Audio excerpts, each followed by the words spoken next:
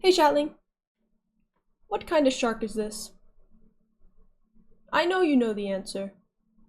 I know who you are. Yes, this is a Hajj. I think the proper way to pronounce it is blowhive? Something like that. But I know that you know who this shark is. I know who you are. And you know what else I know? There seems to be a phenomenon in my Discord server of trans girls congregating. Not only that, but I see so many eat-aters. It's basically one big polycule in my Discord server. Server. One big tgirl polycule. And guess what? Guess what? It's amazing. Like, genuinely, I have never had a community that is nicer and more supportive and chill than the trans girls that come into my Discord server. But you know what's crazy? There have been 4 or more couples that have come as a result of my Discord server specifically. Do you understand how crazy that is? 4 or more actual romantic pairs that met in my Discord server. Another fun fact, not a single one of them is heterosexual. I'm very intrigued by the statistics here, and I'm really proud of myself. The woke has won. The woke has won in the Keewiverse, and I am celebrating it. A couple months ago, I made a video called How to Force Femme Your Boyfriend into a Cat Girl. And if you've been on my channel for a while, you will know that video because it popped off. And that is the reason that I had a large influx of trans girls in my Discord server. And that was honestly the greatest thing to ever happen to my community. Okay?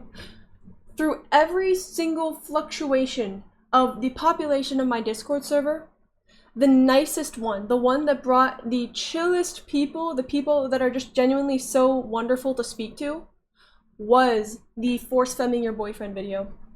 I'm so glad I made that video because I would have never been introduced to some of my favorite concepts and phenomenons and cultures, like catgirling, for example. Back then I was a beginner catgirl. I had the ears, but really nothing else. I didn't know what it was all about. Now, I'm a seasoned veteran. Now, I know that I'm a bit more suited to be a puppy girl than a cat girl. I also know that I'm a fox girl too. And I would have never even explored this concept if not for the cultural influence of the wonderful T-girls in my Discord server. One genuine phenomenon that I have noticed is that the woker my audience is, the nicer the comments are. Anytime I get a comment saying, "Ew, what is that nose ring doing in there?" or something odd about my appearance, something just generally unsavory, it is never from an apparent cat girl or anything of the sort. 90% of the time, if I can identify the person based off of their profile and profile picture, it's a straight man. Now, hold on. I'm not hating on straight men, okay? We're all chill, we're all human. However, there is a very real pattern here. Every time my audience gets woker, the comments get nicer. Every time it gets less woke, that's when the unpleasant comments start to roll in. And I just find that very intriguing and very nice.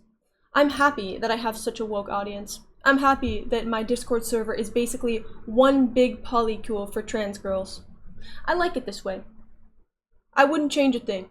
Shout out trans girls. Also, did you know that this drawing is actually a reference to the demigirl flag? It's super subtle, but the shirt is pink, and then there's a white hair clip, and then there's gray pants and gray socks. And then also holding the sharky. I made this as like a super subtle nod to the demigirl colors without making it in your face, you know, brazen. Puppy. Opie. To all the trans girls out there, and really woke people in general, I appreciate your presence. I appreciate you bringing positivity to my community. I appreciate you being cool, alright? Shout out to you. Sorry, I just cracked my finger. I hope you didn't hear that. Thanks for watching, Twin.